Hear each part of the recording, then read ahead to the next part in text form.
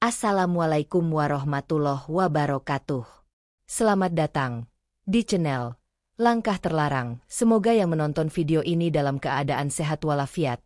Adapun yang sakit semoga penyakitnya diangkat oleh Allah Subhanahu wa Ta'ala dan diberikan kesehatan. Sebelum ke videonya silakan subscribe dan nyalakan ikon lonceng supaya tidak ketinggalan video terbaru dari saya. Alia, seorang polisi wanita, Polwan, berusia 27 tahun, ditugaskan untuk mengawal seorang tersangka korupsi kelas kakap bernama Raymond yang akan dipindahkan ke ibu kota. Sebagai anggota kepolisian yang tegas dan berani, Alia menerima tugas ini dengan penuh tanggung jawab.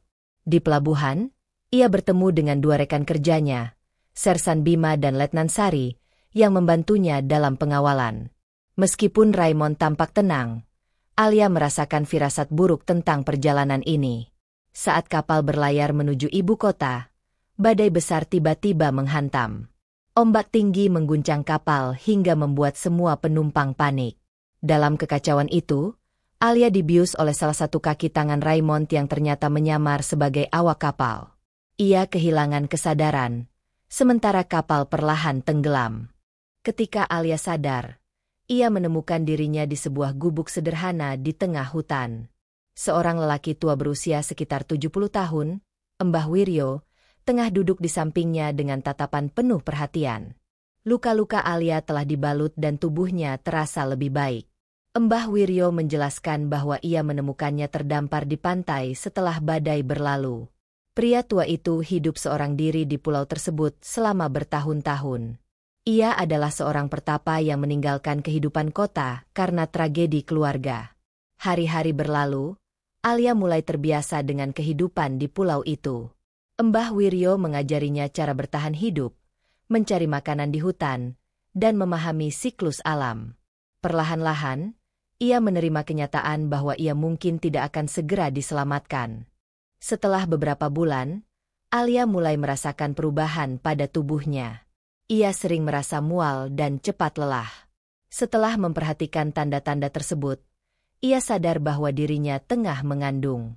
Awalnya, Alia mengira bahwa Mbah Wiryo telah berbuat sesuatu kepadanya, namun pria tua itu justru terkejut dan merasa tersinggung. Setelah ingatannya kembali perlahan, Alia menyadari bahwa ia telah dilecehkan oleh Raymond sebelum kapal mereka tenggelam. Mbah Wiryo mencoba menenangkan Alia yang merasa hancur dan tak berdaya. "Nak, setiap kehidupan yang lahir ke dunia ini punya makna. Jangan takut. Aku akan membantumu," ujar Mbah Wiryo dengan suara penuh kebijaksanaan. Di pulau itu, Alia bertemu dengan dua orang yang juga terdampar sebelumnya, Danu dan Mira.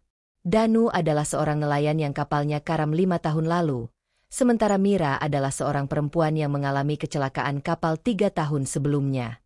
Danu, seorang pria tangguh dan humoris, sering membantu Alia beradaptasi dengan kehidupan di pulau. Sementara itu, Mira, seorang wanita lembut dan penyayang, menjadi sahabat yang mendukungnya secara emosional. Keduanya terkejut mengetahui keadaan Alia, tetapi mereka memberikan dukungan penuh. Mira, yang pernah kehilangan anak akibat keguguran, bersumpah akan menjaga Alia seperti saudara sendiri. Meskipun awalnya putus asa, Alia perlahan mulai menerima keadaan. Dengan bantuan Mbah Wiryo, Danu, dan Mira, ia mempersiapkan diri untuk menjadi seorang ibu. Mereka membangun tempat tinggal yang lebih nyaman, mencari makanan bergizi, dan merancang sistem keamanan untuk melindungi diri dari bahaya di pulau tersebut.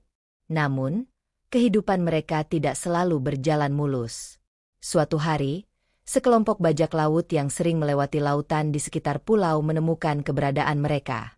Mereka mencoba menjarah persediaan makanan dan mengancam keselamatan Alia serta bayi yang dikandungnya. Mbah Wiryo dan Danu bekerja sama untuk mengusir mereka. Dengan kecerdikan dan pengalaman bertahan hidup mereka, akhirnya para bajak laut itu pergi, meninggalkan mereka dalam keadaan selamat tetapi waspada. Bulan demi bulan berlalu, dan akhirnya saat yang ditunggu tiba. Alia mengalami kontraksi yang sangat menyakitkan. Di tengah keterbatasan fasilitas medis, Mira dan Mbah Wiryo membantu proses persalinan dengan penuh keberanian. Setelah berjam-jam bertarung dengan rasa sakit, Alia akhirnya melahirkan seorang bayi laki-laki yang sehat. Tangisan bayi itu menjadi simbol harapan baru bagi mereka semua. Alia menamainya Bayu, yang berarti angin kehidupan.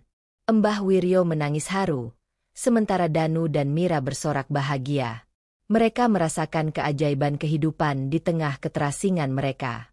Beberapa bulan setelah Bayu lahir, sebuah kapal nelayan akhirnya melintas di dekat pulau mereka.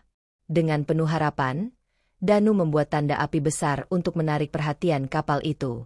Beruntung, kapal tersebut melihat mereka dan mendekati pulau. Setelah 5 tahun terdampar, Danu dan Mira akhirnya bisa kembali ke keluarganya, sementara Alia membawa Bayu kembali ke kota untuk memperjuangkan keadilan. Sesampainya di kota, Alia langsung melaporkan kasus pelecehan yang dialaminya oleh Raymond. Dengan bukti yang cukup serta dukungan dari kepolisian, Raymond akhirnya ditangkap kembali dan dijatuhi hukuman berat. Alia merasa lega karena kebenaran akhirnya terungkap.